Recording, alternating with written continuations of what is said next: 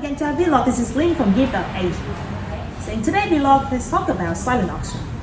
If you and your organization thinking about launching a silent auction to raise funds, you're not alone. From home and school association to non-profits and charities, everyone wants to include a silent auction as part of the events.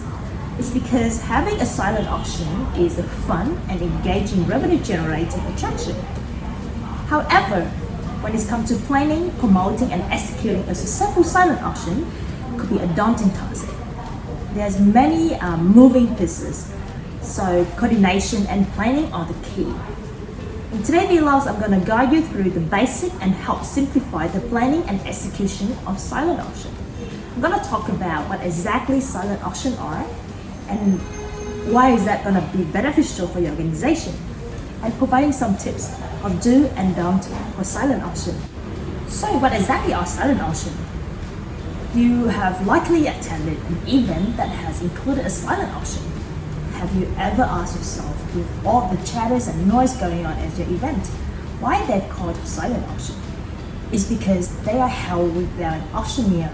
So the idea of silent auctions can either be the main attraction around which an entire event is based, or they can be a supplemental form of entertainment and fundraising as part of an award ceremony, fundraising event, or conference.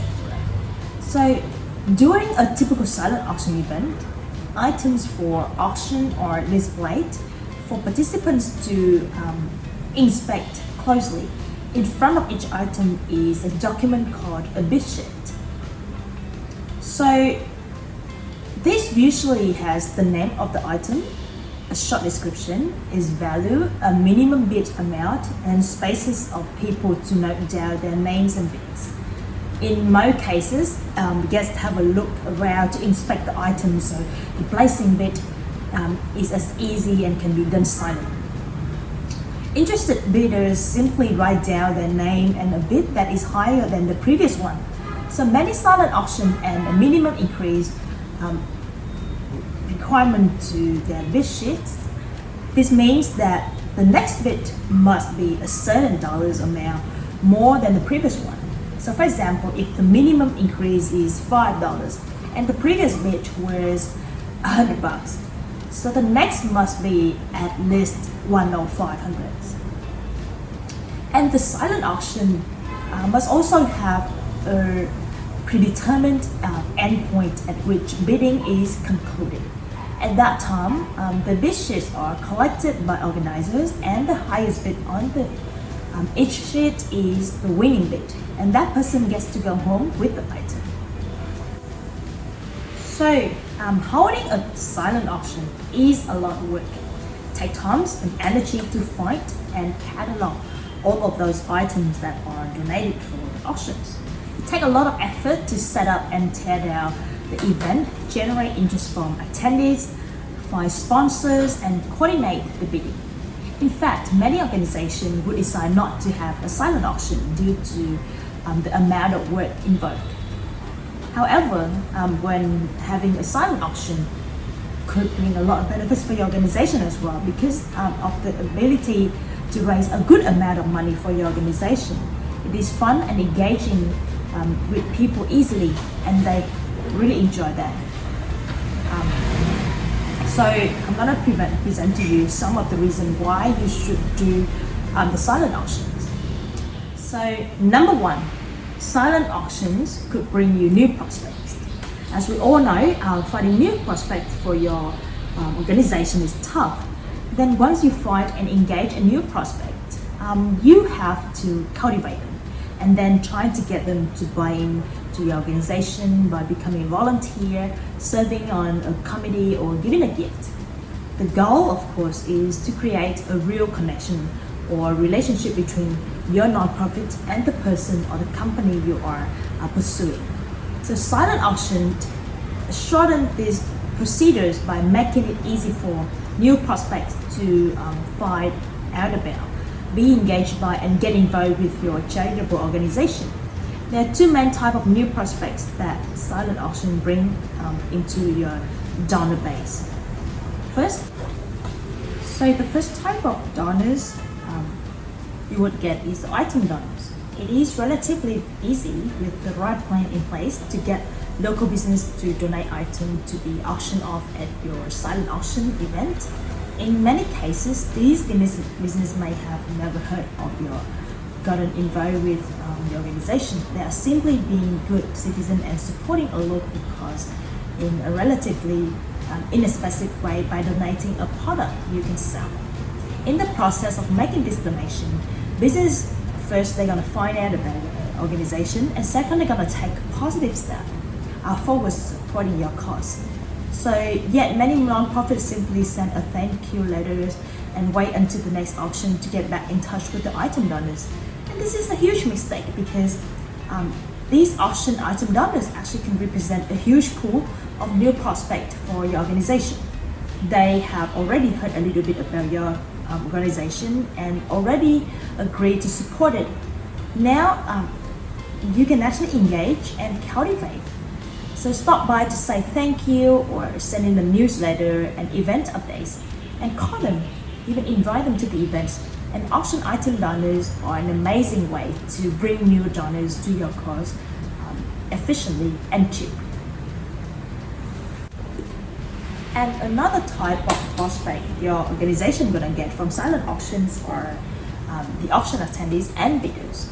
So because silent auction events are so much fun, you will find that many of your supporters actually bring their friends and colleagues to the event, and that these friends and colleagues get so wrapped up in the evening that they bid on items during the course of the event.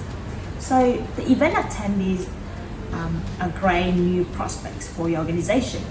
If your nonprofit is doing its job, attendees will hear a ton about your organization at the event, whether from signage, the event program, speeches, etc. So like your item donors, these first-time attendees will often take a positive step towards supporting the organization by bidding on items. While this is a minor step,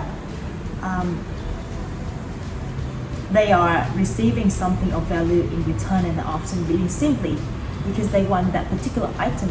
It is still a step in the right direction. So after the event, your organization can and should engage and cultivate these attendees and bidders. Send them some thank you letter, invite them on tours of your facility, and present them with volunteer opportunities.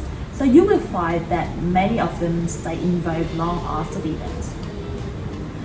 In general, silent auctions are full of opportunities. So silent auction events present your nonprofit with a ton of opportunities. So many nonprofits find that they raise a great deal of money at the actual event, but they also gain dozens of new long-term supporters and donors as well. So silent auction are a lot of work, but they are a great addition to your development efforts.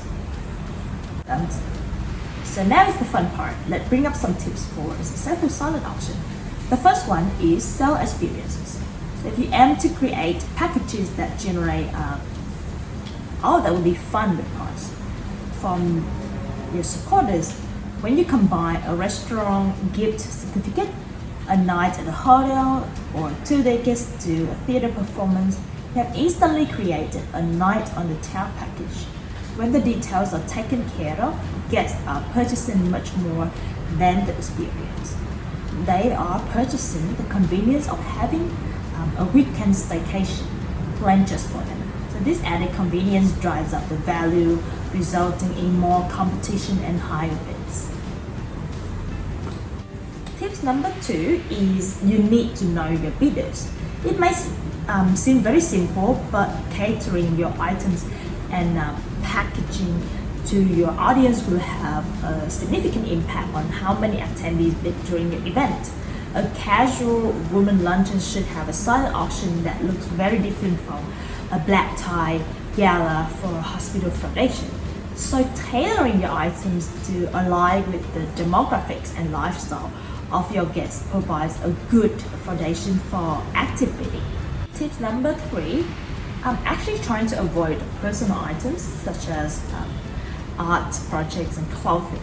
So style and personal taste vary greatly from one person to the next. So artwork is such a painting and sculptures have a tendency to sell for much lower than their value, often due to the lack of interest. In order for an auction item to produce a lot of it, several people must be interested in purchasing it. So the task of finding universally appealing artwork and clothing can be challenging and may not pay off in the end. So you may as well just try to avoid it. So tips number 4 is diversify your price point. So the best parties are ones where everyone is having a good time. So placing bids and initiating the bidding wars is fun and exciting. Make sure you have items for everyone in attendance, high rollers and bargain shoppers. Now, very last but also very important tips is location. Yep, so while considering your event space, it's also important to consider the overflow of the room. So silent auction typically do well when guests have enough space to leisurely browse the items without feeling cramped or crowded. So allow for a lot of movement in the auction space. An auction item that no one sees in auction items that no one bids on. So another tip to get thirsty and the bars are popular. Having a bar tucked ready within your silent auction space means guests don't have to leave to get to another glass of wine or a cocktail. So even with all of this information, be sure to trust that your fundraising event is much more than just a silent auction. It's a celebration for your organization and its supporters. So just try to enjoy it and follow these tips if you think it's helpful. Thank you for your attention today, and I'll see you in the next sharing. Happy fundraising!